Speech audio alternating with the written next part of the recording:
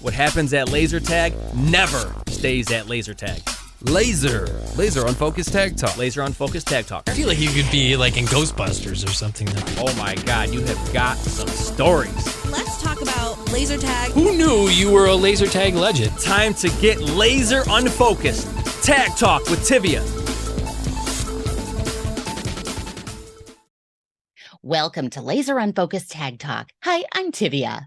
When a photon warrior starts out in the laser tag business, it could lead anywhere. Today, we'll hear about one operator's transitions from photon to Tron to tactical and the journey that led to his current experiences taking his laser tag mobile. I'd like to welcome my guest today. He is Marc Mueller, owner of Extreme Play Laser Tag, and he's here to discuss his business evolution in the laser tag industry from the early days until now, and a little bit of a comparison of some of the differences in the business. So welcome, Marc. Glad to have you with me. Well, thank you for bringing me on. Greatly appreciate it. Now, you've been involved with laser tag practically since the beginning. Am I right? I'm somewhat of an old fart in the industry, yes. I first started playing in 1986 at the Baltimore Photon, which was Maryland's first commercial laser tag facility. Then started kind of assisting, working there for a little bit. And then it was 89, I think, is when the original franchise owners were selling the business. So, and then that kind of led to an ownership. And then from there, it's just, a bit of whirlwind from that time on. So. Well, let's not skip over that whirlwind, because I would love to hear the evolution of how you got from, so you bought the business in Baltimore from the previous owners, and then how did things evolve from there? There was, I'm trying to remember now, it was like 22 or 23 of us at the time that purchased the original franchise. We were all kids anywhere from like 18 to 23, that kind of thing. Together, as a group, you were co-owners? Correct. Wow. Yes. And as I'm sure you've heard the term, too many cooks in the kitchen, that was definitely kind of came into play as far as conflicting viewpoints and how to run the business and how not to run the business. And a lot of people, there's about a half a dozen of us that were trying to run it, as a small business. And I had my own little small martial arts studio at the time, so it was kind of like small business already to begin with. And then basically, some of my students, that's how I first found out about Photon. I was teaching, and some of my students came and was like, "Hey, did you hear about this thing called Photon? It's like you get inside a video game." And I was like, "No." And then they took me to Baltimore, and it was kind of like a love at first sight type of scenario. And then, like I said, a couple of years into it, we found out the place was going to close, or there was an opportunity to buy the business. So a bunch of the players and regulars kind of got together to come up with the $200,000 to buy the business at the time. Now, what we didn't realize was that the reason why they were selling the business was because they knew that the Photon parent company was about to go out of business. So they were attempting to exit when the getting was good, so to speak. So how long did you continue on with that business, and then what happened next? I think we went there till about 91 or 92. It was like October of 91 or 92. All the dates get jumbled slightly in that range there. So, so interesting. Like I said, it was my first opportunity as a business with multiple partners and stuff like that. And so all kinds of interesting stories and tales, some stuff public, some stuff not so public. But I remember that like the half a dozen of us that were trying to run it like a business, we would have like board of directors meetings or votes, with everybody had their so many shares of stock and so forth. And a lot of times what I would call the clubhouse would win out over the people trying to run it like a business. So we would try to do certain things, but we didn't have enough stock to make it happen. So needless to say, sadly, from the time we acquired it till the time that it closed, it was literally just a straight, slow, straight down. There wasn't any bumps up. It was just a down. And then as it went down, several of the other owners were basically jumping ship and then trying to offer their stock to me. So a couple of us we're trying to buy up the shares enough to get it to 51%, but it was kind of like by the time we got to that point, it was like too little too late. And then, like I said, it was either October of 91 or 92 that we ended up closing the original Baltimore store. And at the time, I was like, I love what I was doing. This is great. I love making people happy. That's kind of like my mission in life, putting smiles on people's faces. So I was like, all right, I want to figure out how we can make this keep going. It's just, this is kind of like the end of that season, so to speak, and we're going to start a new season, down the road. So it took a few years of going around. I went to Oklahoma City, Tulsa. There was a photon in Wheaton. I basically started going around and acquiring all these other photons that had gone out of business to get their equipment, because once again, the big thing was that the parent company was out of business, so there was no spare parts and stuff like that for certain parts of the electronics and so forth, custom pieces and so forth. So if you're going to have a run at it, you got to have a bunch of spare parts. So there's many trips across the country and then long U-Haul trips back to accumulate a bunch of stuff. And then we landed in Laurel, Maryland in 95. Like I said, sorry, I don't have all my dates exactly right. I know that we got open. This date is burned in my brain. It was like November 22nd, 1996 is when we got Laurel Photon open. And for those, Laurel, Maryland is kind of like halfway between Baltimore, Maryland, and Washington, D.C. So it's kind of like in the middle. We like I said, there was a photon in Baltimore, which is northern Maryland. There was a place in Wheaton, Maryland, which is kind of like closer to Washington, D.C. And there was a third one in Ocean City, Maryland, but that was like, that's a couple hours, almost 2.5, 3 hours away from where most people, live in Maryland. So we were trying to find an ideal spot where we could pull from both of the two previous main markets and make it somewhere where they could easily get to without it taking, a large, time commitment. So we found a spot in Laurel, and like I said, yeah, I remember the date because of the IAPA trade show. One of my things looking back where we were kind of a little foolish was like we had the belief that because we're like, hey, we're going to start selling photon franchises again, and we're going to do all this stuff, and I bought all this extra equipment, and so we were literally at IAPA the day that we actually officially opened for business. So myself and a couple people were actually exhibiting at IAPA while some of the other partners and staff, were at the store for the grand opening. So that's why that was like burning my brain pretty good there. So we ran Laurel Photon from 96 up until June of 98. It was another fairly short-lived.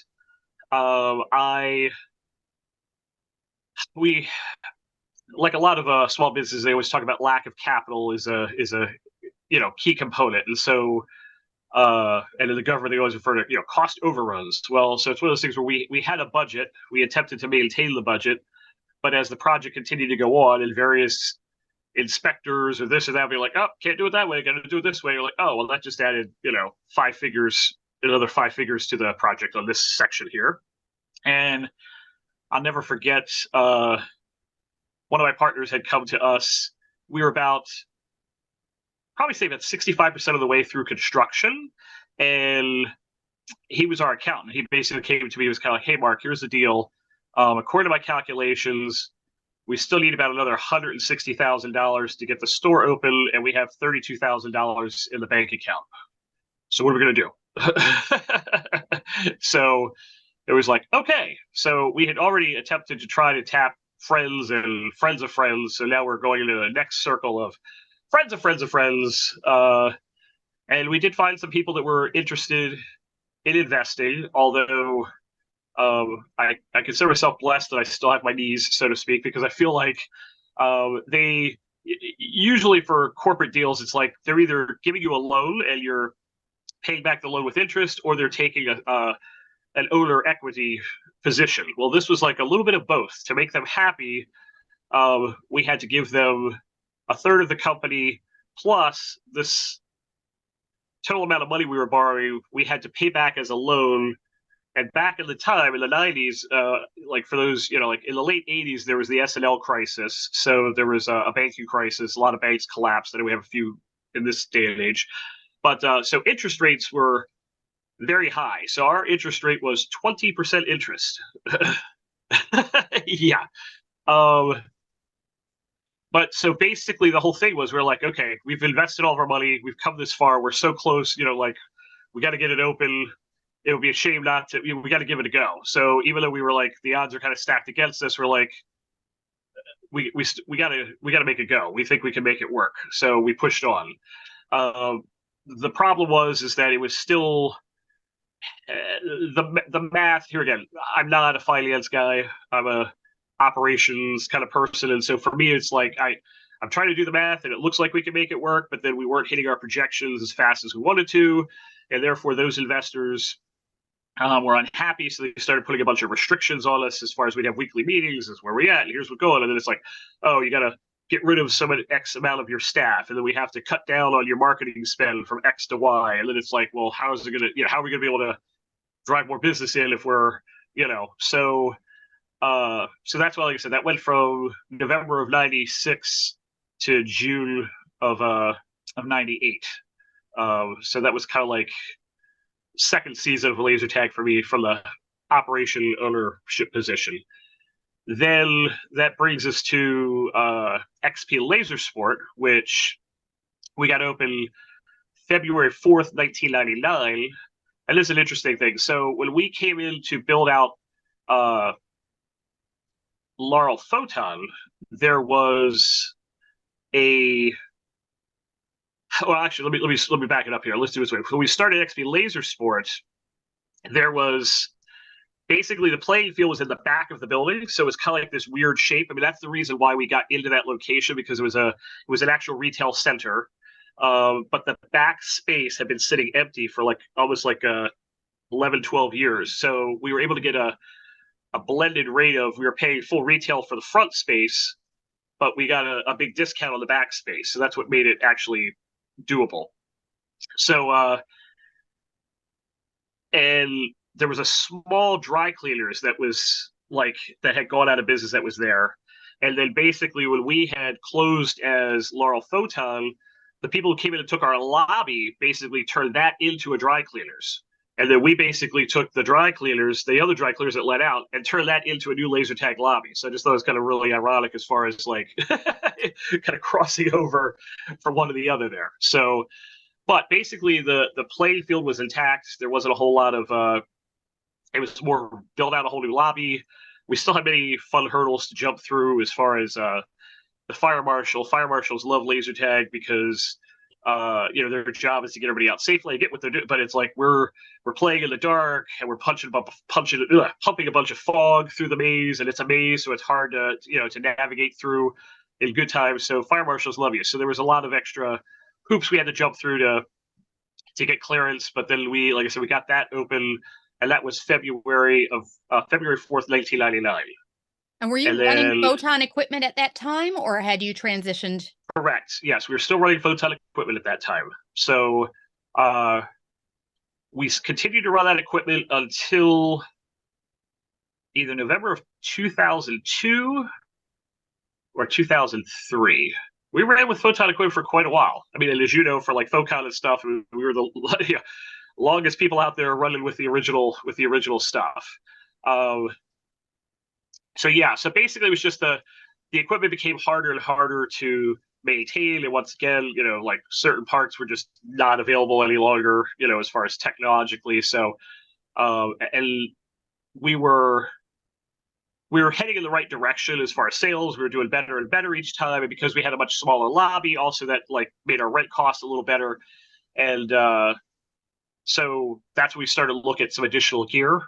And I have to be honest, and I get, here again, old school, love Photon, but at the same time, a lot of people didn't ladies messed up their hair, and then just the weight, the battery belts and stuff like that. So it wasn't really conducive to, when Photon started, you had to be at least 4 feet 6 inches tall to play. So it was not a little kid's game.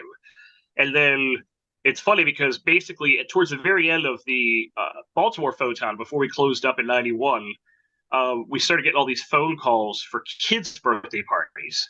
And initially it'd be like, oh, did you do kids' birthday parties? Oh, no, I'm sorry, we don't do that. And then, they're like, do you do kids' birthday? Yeah. It's like, after a while, like, wow, I should probably figure out a way to say yes, So, and then, like I said, but then we ended up closing there. And then we got open in Laurel.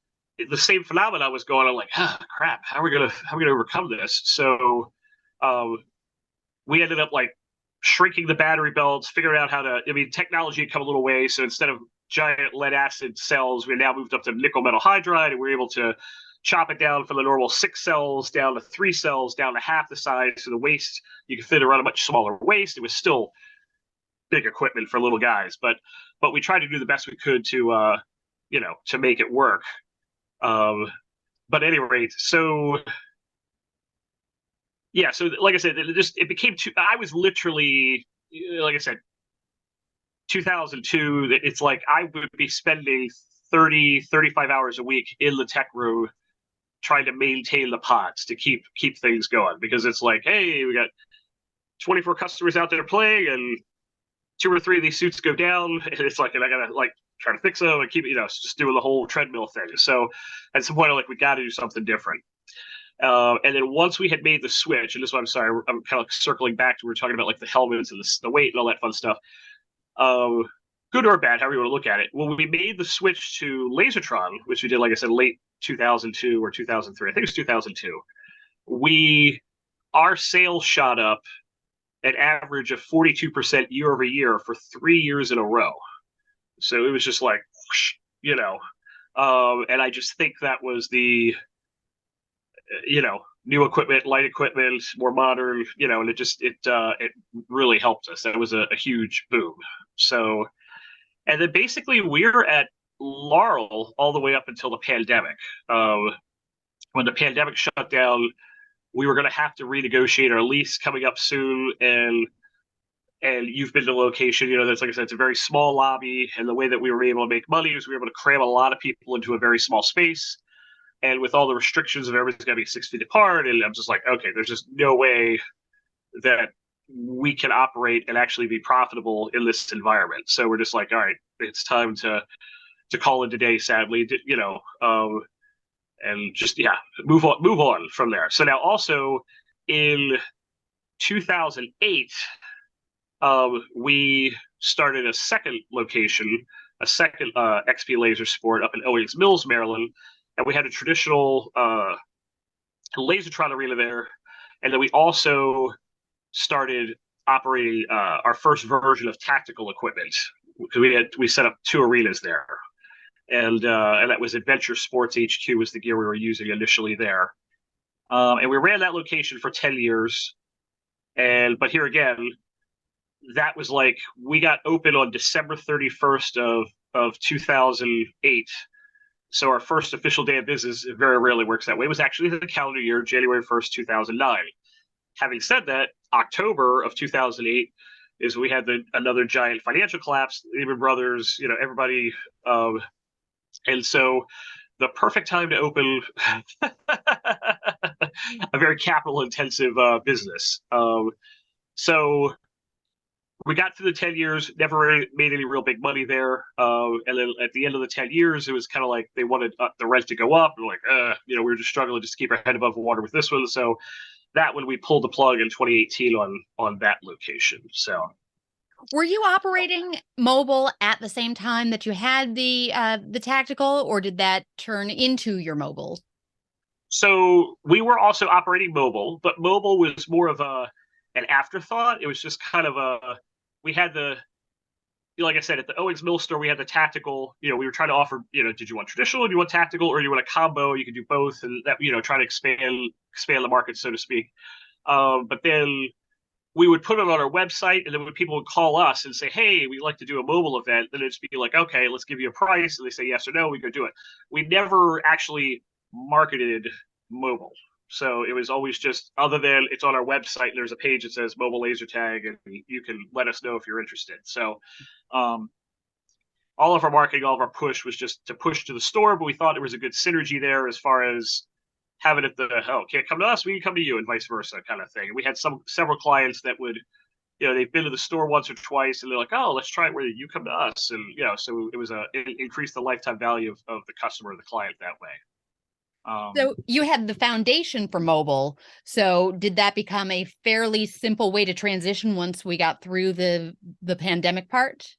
Exactly. Okay. Yes. So that's the whole where it's like, okay, like I said, after the pandemic, it's like um we shut down the one store and shut down the other store, and I'm like, okay, I don't have, you know, 7 figures to go start another store right this second. So um the best way for me just to stay in the business doing what I love to do is just be exclusively mobile. So that's where I'm at right now. It's just I feel eventually at some point in time I might get back to a fixed location, but right now I'm actually in some respects enjoying, and I know you've had other operators and stuff on here. Uh, I quick sidebar, but I think it's funny is like I went to our local Chipotle, which is at a mall there, and when I was walking up, there's like a vac truck there. What is it called? Like Nano Peri. It's like an Indian chain restaurant, and they had just water gushing out their front door. And I was like, oh man, that's got to be terrible, right? So it's like somehow they had some kind of water main break in the restaurant, and I'm just like, and we at our Laurel store, we had a sprinkler accident many years ago that like flooded the arena, flooded our neighbors. That was a whole mess. I mean, yeah, there's many a story. So I could feel their pain. And then literally I went in to pick up my food, and while we look food, I hear this like humming, this like, I'm like, what the heck? And then my brain went, oh, I know what that is. It's like on your emergency electrical fixtures when the battery has died. You got like the button to push it to test it when like to simulate the power is turned off. When the battery's going bad, it starts making a humming noise, and that's like sitting up on the. And I'm like, and my brain in that instant, I was just kind of like, huh. I have to do with any of that BS. It's like from an operator, it's like, oh, you got all these extra hoops to jump through when you're running the facility. Now for mobile, it's just like we maintain the equipment. We obviously have to do the marketing, and then it's pretty much go out and do an awesome experience and have the clients love you, and then it's like, and you're good. And there's not, so it's like the number of now. I can't make anywhere near as much money as I could operating a facility, but I'm 54 this year, and I kind of say it's not my midlife crisis, but it's kind of like my midlife reset. So I'm okay, just having fun, doing what I'm doing, and like I said, I'm sure at some point I'll get back into a fixed location. But for the short term, for the next couple of years, I'm just happy to see how far I can push the envelope on mobile laser tag. So. Well, I think it's probably good that you had, I believe, a running start on that before XP closed, because I remember coming down, and probably my last time to visit XP Laser Sport in Laurel, I want to say was August of 2019. And I remember Right. you teching some mobile packs as we were just chit-chatting in the back. So you had at least a brief window where they overlapped. Am I right with that? Oh yeah. No, like I said, we started open. I'm trying to remember exactly when. I would say we started offering mobile probably 2015, somewhere around there is my best guess. Now, we actually had mobile even a little before that. We had bought an inflatable arena component, but that was to use for the Lasertron equipment because, as you know, most traditional laser tag gear is not designed to be worked in an outdoor environment because the sun pushes out a ton of infrared light, and it kind of messes up with the sensors and et cetera and so forth. So because of that, you have to have an indoor environment. Otherwise, like with my Lasertron gear, if you stand out in the bright sun, it's like you can shoot 5-6 feet away, and that's about as far as you're going to be able to hit anybody. So the downside with the mobile stuff is that a lot of that stuff is made out of black material, and so I remember we kept that for I think like 2 years, and we got rid of it because it was most of the stuff we were running it for is during the summer when kids are out of school, and not so much during the school year. And we would go to these festivals, and I remember another one of these like memories. We went to the festival. I had one of those like dual thermometers where it's measuring the outside temperature and the inside temperature. So I hung the one inside the center of the inflatable arena. I had one outside. Outside it was 96 degrees. Inside it was 138 degrees. I have been in that environment. Okay, so you know what I'm talking. So it's like, yes. And literally, I was our referee for that festival. So it was one of those things where like we cut the games down to like 4 minutes on purpose because like we don't want people at 138 degrees any longer than 4 minutes. And I would just have to come out real quick and tons of Gatorade, trying to keep my electrolytes going.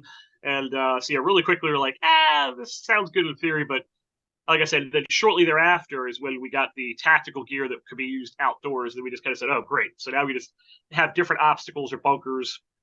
Basically, we have some that we created on chloroplast that we've made ourselves, and then we also use like pop-up deer blinds, and a couple of other different things of that nature. So, but yeah, I'm glad we got rid of the inflatable arena. It didn't work as what we thought it was going to do. So having had both the arena experience and the mobile experience as an operator now, what would you say are the pros and cons to each? Well, so the big thing, like sitting for wearing my hat as a mobile operator, the big thing I can't do is I can't provide you a great arena experience, which I know is one of the things you talk about all the time, each year at the laser tag convention and so forth. I mean, the obstacles are good. It's like the pop-up deer blinds. They have several different zippers so that you have like a big window, a smaller window, so you can play with it to get a little bit of neat angles and fire lanes, et cetera, and so forth. But it still doesn't compare to the level that you get going to an actual fixed location. So, but I will say, I think a lot of my clients, they are actually. It used to be you don't want to have your kid's birthday party at your house because you don't want the kids to tear up your house and make a big mess and all this other stuff. But I don't know if it's because of the pandemic or what, but it just seems like I'm seeing more of it's like become a chore to try to like get everybody to get together and get them at a place at a certain set in time. And it's much easier, if you're the birthday mom, just to go, I wake up, I order pizza, I already bought the cake, and person shows up, everybody shows up to my house. I don't have to worry about, it's just like, hey, you're on time, and we're going to run the thing and do the pizza, the cake, and then they all leave, and hey, I'm still at home, so I've seen a lot of that where they're like, this is good, so and like I said, as far as the arena, there's additional, or like I said, aside from the fixed is the obviously like I said, it's not just the physical arena as far as the obstacles and the walls and the ramps and stuff like that, but the lighting packages, the sound system, the extra interactive targets. I can do a lot of that stuff with mobile, but it's still a lot more of a challenge, or it doesn't go off as well in a mobile setting. So, yeah, I think that would be like the biggest things. Well, it seems like there's a lot of versatility that you can do with your mobile setup, and I would love to hear about some of your most non-traditional mobile laser tag experiences, or maybe non-traditional arena experiences too. But what are some of the unusual memories or different kinds of out-of-the-box places that you've been asked to go? Well, yeah. Well, the one thing here again, whether you look as a positive or negative, as far as for mobile, is because you never know exactly what you're coming into. So, I mean, it's one thing if I'm going to like a school after school function and they're like, you're setting up in the basketball in the gym. Okay, it's a rectangle, it's a box, pretty straightforward. I know what I'm getting into. But when you go to a place and they're doing it outside, now I can pull up Google Maps when they give me the address and I can kind of look at a top down view. But at the same time, there's been many a time when I look at it, it looks good. But when I get there, I realize like, wow, okay, the land only goes this far for so much, and then it goes at a steep incline. It goes way down, downhill. And it's kind of like, how are we going to play this, safely and have the kids have a good time? So, so yeah, you got to get creative. Now, the thing I do love about the mobile stuff is because it works all off of Wi-Fi. It makes it much easier to set up. Like your objective, like they call them utility boxes because they do many different things. So your rechargers or respawns, depending on whether you play traditional or tactical, what you want to call them, or your ammo or weapon upgrade boxes, things of that nature. Where with the traditional, you have to run hardwire, and I completely understand. Yes, from my technical from all the years, like hardwire 10,000% more reliable than Wi-Fi or a wireless connection. Having said that, though, it's like here again, it's apples and oranges. I mean, the whole point is like I tried to take Lasertron for a while and do mobile stuff, and it worked, but it was a lot of extra work because of all the cabling. Because like it's all hard cable. So Whereas with my mobile stuff, it's just like, okay, these boxes, just turn them on, they talk via wireless, so I can just go pretty much anywhere and set them down and set some stuff up. So I just did like one of my favorites. I just did a bachelorette party about a week ago, and we have a special game mode called Wedlock, where it's basically the bride and groom to be versus everybody else in the game. And so the way that it works is we give, from a team by team perspective, they each have the same number of lives. So in this game, it was 20 players, so it was 18 on two. The 18 each have just a single life, so it's an elimination style. So when they get knocked out, they're done. So as a team, they've got 18 lives. And then the bride and the groom to be, they each get 9 lives apiece. So as a team, they have 19 lives. Okay, so it's balanced out there. Now, the 18 players, they each have like single fire weapons. They have to pull the trigger each time to make it fire, to balance out the fact that they have many weapons pointing at them from all directions at the same time. We give them some enhancements. They get body armor. They get a faster fire weapon. They get a 100 round magazine, so pretty much they can fire 100 rounds before they're forced to do a reload. So everything we can to try to balance it out. But so yeah, it's that was fun, and I wish I had some video. I have some video, but I don't have it prepared here for our thing today.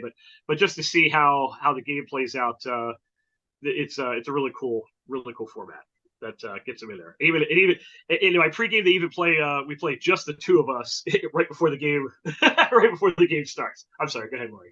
Oh, and is it Battle Company that you're using now for your mobile? Yes, correct. Yes, I'm using Battle Company for my mobile gear. Okay, Yeah, we had started with Adventure Sports, and Adventure Sports makes a very good product, very very reliable. At the time, though, and this is what I say at the time,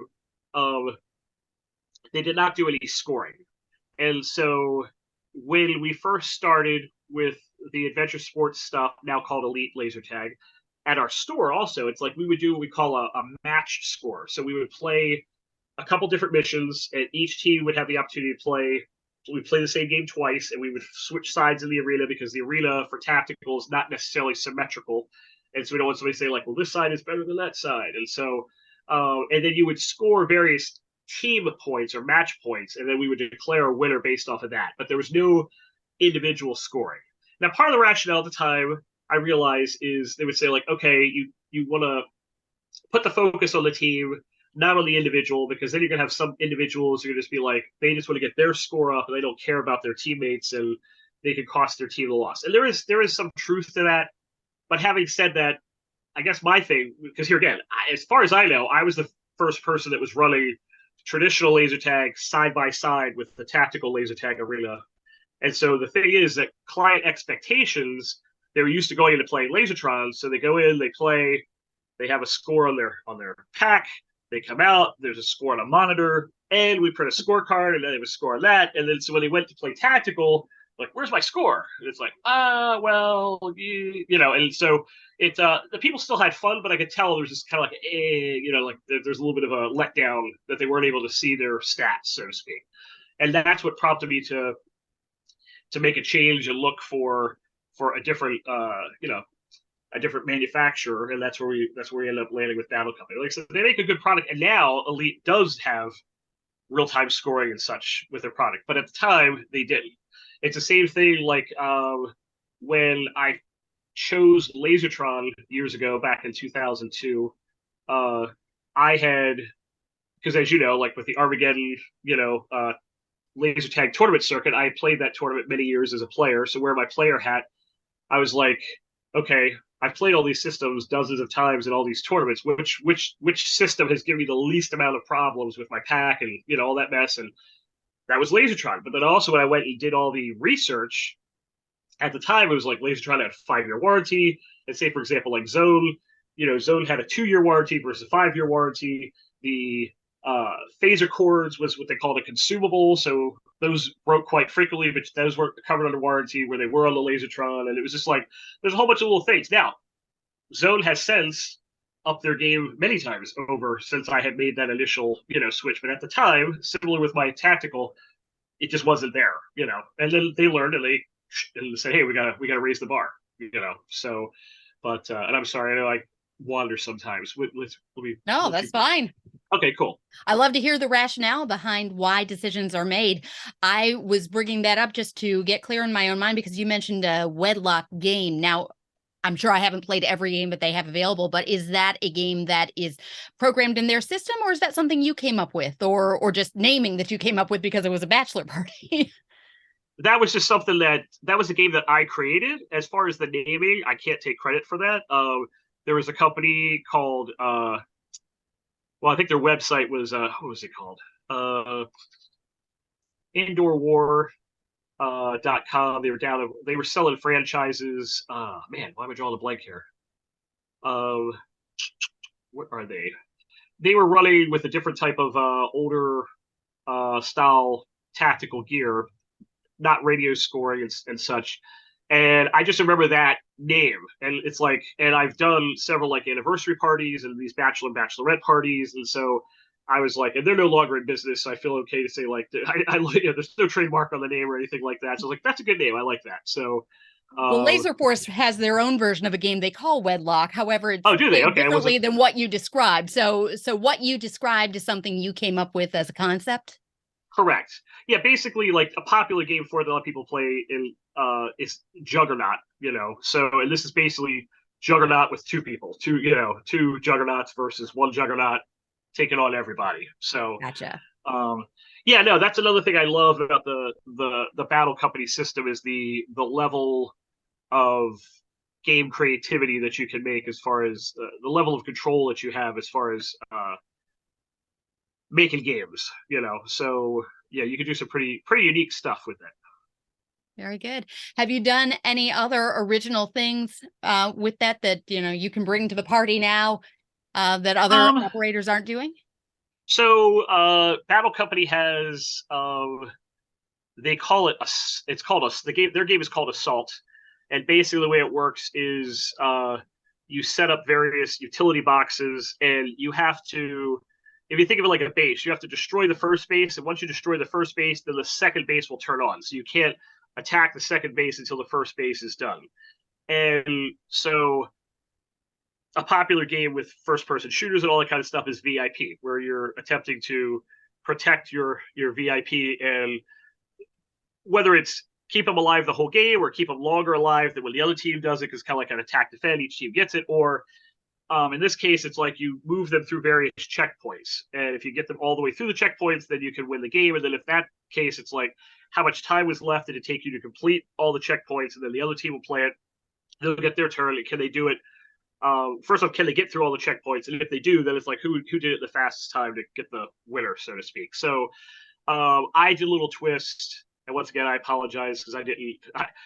We should have talked a little more. I would have had like visuals or something to share screen. But so I have a game called The Child, based off of The Mandalorian, and so I have a Baby Yoda or Grogu in a basket with a little blanket on him, and then basically, so what it is he is your VIP, and you have to protect him, and you're a group of Mandalorian trying to get Baby Grogu off the planet, and there's a group of Imperial guys, bad guys on the other side trying to stop you. So the kids love that. And basically, they have to hold Baby Grogu in the basket, and that person is the only person that's allowed to shoot the target. Okay, so nobody else can shoot the target. And here again, this is where like the way I have the tent set up, I have the small opening set up, and it's so that like people can't just like at a distance try to cheat and shoot it's like they have to be up close to it. And so, but it's the second that they get tagged out, they have to sit Baby Grogu down, and then somebody else can run up, pick him up, and then continue to work on the target. So there's a lot of communication, and I they got to love work that. to try to, yeah. So, and the kids love it, especially when they see little Baby Grogu. They're like, oh my God, and it's like, save Baby Yoda, So, so it's a variation on VIP, but it works very well. And like I said, and it's a little different because, like I said, the way that you're having to go through the checkpoints versus VIP, you can pretty much go anywhere. It's more a matter of just protecting your VIP. So this has a little more systematic checkpoint through it. So I'm trying to think of anything else that like jumps out at me as far as stuff that I've created. I love to say like, oh, I'm super creative, but I'm not. I get creative every once in a while. I'm trying to think through. So, for example, in first-person shooters, there's like Call of Duty has what they call the gun game, and that's basically where each time you score a point or score a knockout or a kill, depending on we're talking kids or adults, you get an upgraded weapon. Okay, and then there's 21 weapons in the game, and you're trying to get through all 21. First to get all that way through the first of the 21 wins the game.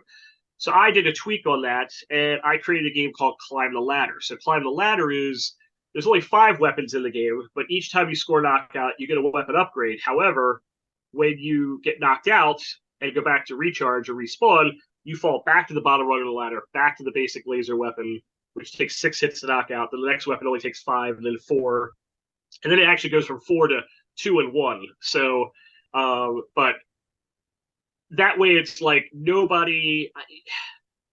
Like because had done leagues and tournaments for so long, I know one of the big things is, I mean, in my mind, it's like I want everybody to have a good time, and so it doesn't make sense to have one team completely crush another team multiple times. They're not going to have fun at that point. So one of the things, so it's not a handicapping system, but it's somewhat in effect it is because they get to the better weapons. But like one of the nice features that I love in the Battle Company stuff is it has what's called self-damage. So when the player gets to the best weapon, which is the Doom's original BFG 9000, that will take 25% self-damage with each shot. So effectively, you've got a one shot, you got the most powerful weapon, but you're only able to fire it 4 times before it automatically kills you and puts you down back to the basic. So because that way, it's like, because before I added that, it was like, a really good player would get up to the top, and then all of a sudden they're just like bang, one shot, bang, one shot, bang, one shot, and it just rolled, so yeah. So there's like I just try to come with different ways that it's like, if a game ends, and you know how this is, if a game ends and it's a close game, everybody walks out going, oh man, we almost got them. This is great, so that nobody comes out disappointed. Yeah, they wanted to win, but it's like, but they're ready to come try it again. If you go in and you get crushed, then it's like, why am I paying money to get my butt kicked? This is not something I'm going to keep spending money on, So yeah, I'm a giant proponent of trying to figure out how to level the playing field, or just like in the NFL at the beginning of every year, every team is like, this could be our year, So. Well, it sounds like you enjoy really coming up with some creative things on the back end to make your experience a little bit different. I'd love to know, what is the most fun part for you when you're setting up an event, or just from the standpoint of being an operator? What's the most fun as a mobile operator, and what did you find it to be with an arena?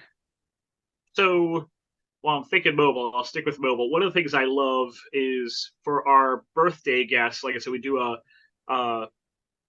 a juggernaut format, and one of the things we do is we add a little GoPro camera to the Picatinny rail, so we're having their like first person perspective. And I just recently, I mean, I've been doing this for a while, but I've tweaked how I do it, and I guess for me, it makes me feel good, and it's also an excellent marketing tool. As far as when the birthday guest of honor wins, you hear the emotion in the child. I mean, it's just raw. I won! I can't believe it! I did it! There, it's like, and he comes up and dad's like, "Good job!" And it's like, immediately, it's like, and you got that on camera, because that's the thing that always drove me crazy. Like, I'm trying to get, so like, this is why you want your kids to do this. He's gonna have, he or she's gonna have the time of their life, and it's like, I pull out a camera and I'm trying to shoot, and then all of a sudden, a kid will say like, "Hey, can you help me?" And I put my phone away, and the next thing he's like, "Oh man, I didn't catch that shot." So now that I put that on there. And then now it's on his special mission, especially. It's like there's some really good raw emotion from the kids that I can tell. Just like, that's what, as a parent, that's what you want your child, to feel like on their special day. So that really, I get goosebumps sometimes when I go back and look at some of these clips, because they're like, yes, and the parents like, and I will send them the clip and go, especially please pay attention to this clip. I think it says it all. And they come back and they're like, you're the best. This is so great. This is awesome. So yeah, I mean, that's now on the at the fixed location, on the facility side. I mean, same thing. I mean, to me, like I said, my mission in life is I just like putting smiles on people's faces, and with all the negativity and everything that goes in the world, I just like to be able to give people a little break from the world and just kind of come over here and kind of forget about their troubles, forget everything else, and just, even though they're going to go back to it, but for this hour or two, they can just kind of relax and enjoy life. And so same thing. We try to do a lot of that with our birthday kids and stuff at our birthday parties at our fixed location as well. And then whether we did like, special things for the arcade games, or it's mostly the laser tag, because once again, I'm a laser tag guy. So just trying to figure out ways to make them feel special. And then in turn, the birthday parents are like, "Oh man, you really made my kid feel special." That's what juices me. So that's what makes it really easy. Even though there's other stuff, like setting up, tearing down, and all that mess is like, is that fun? No. But one, as I'm getting older, it's like I need the exercise, so hey, it's all good. But on the second time, it's like, yeah, what really gets me motivated and says yes is those kind of moments. So. Well, I think laser tag is a great venue for providing those moments. And also, just as you were saying, we all need a little bit of an escape. And so it's great to have a little break for some fantasy and some fun. And I appreciate you sharing your perspective from way back in the beginning to the evolution to where you are now, from then and now. A lot of cool adventures, it sounds like. And Oh, yeah. I'd love to wrap things up with you with a little rapid fire tag talk. So I've got some quick questions to you and some quick answers you can give me back. I'll Ready? do my best. All right. Favorite laser tag system of all time? Photon. I knew you'd say that. Most unusual event where you've ever done laser tag? Most unusual event. Doing an event where with strippers. Bachelorette party where strippers are ordered, not with us really knowing about it till like 5 minutes before they showed up. Did they play tag? They play tag with their clothes on, but then we had a private party room to move them over for the other stuff. But that was a little like completely not expected. So okay. Coolest place you've ever visited for laser tag? And here again, how when you, I know we're going to do rapid fire. East Setauket, New York's dual arena Photon. I just had so much fun memories of how they built that place and the two arenas and how you could, quickly just jump from one side, look at the whole arena on the out deck, cut through a door, and then you got a second whole arena, because they literally butted up against each other. Yeah, it was so. You know how it is. You were there. It's like when you first get, but it's just like another level. It's like, our facilities were all single fields, and going to this mega double big thing was just, yeah, that was and the close second would be, and not just unique, is Planet Trog in Allentown, PA. I don't know if you've ever been there or not, but they have like the concrete cactus and and it's just a very, very unique set of obstacles and stuff like that. So, all right. Coolest person you've ever met through laser tag? George Carter. I'm with you. Founder, creator. Yep. Coolest prize that you've either received or given yourself in laser tag? I think the coolest prize is Lasertron. Created when we were first getting started with them. They were hosting tournaments, and we went up to the first Lasertron championships. And the team that I was with, we won. We went undefeated, which was a really great feeling. And then they did an individuals competition, and now there's a little bit of flawed as to how they set it up. So what they were doing was we had 8-player teams, and so they were doing like little pools. And the thought process, which I understand initially at first glance, was like, well, we're going to split up people so that our team, since we had done so well in the team competition, that each one of us would be split up into a different pool. That way it's like we can't gang up on anybody by having 2 or more of our players in any one thing. But what ended up happening was we literally won all of our qualifiers and next level. And when we got to the finals of the individuals, it was our 8 players. We had eliminated, and then one of us had to win. That was actually my stepson, Zach, but Cyberwolf. But at the same time, it was still just like, I don't know that you couldn't have got more of a clean sweep.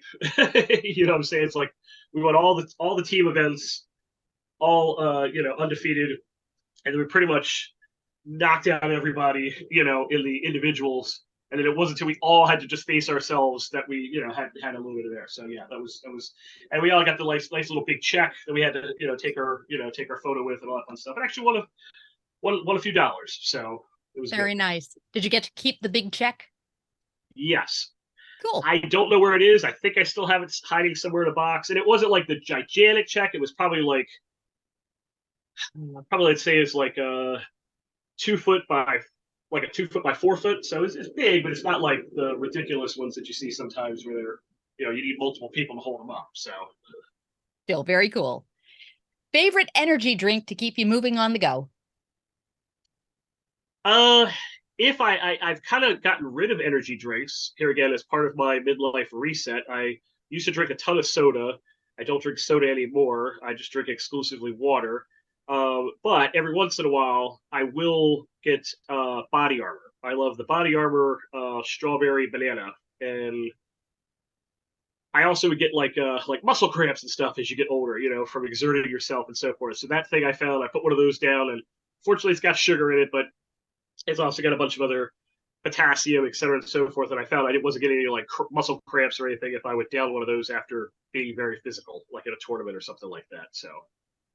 All right, good advice. And final question, best reason to play mobile laser tag, or best reason to play laser tag at all? I just think it's physical. So it's like it's not sitting on the couch, so you're moving around, you're getting exercise. It's mental, there's all kinds of strategy and tactics along the way. So it's physical and mental.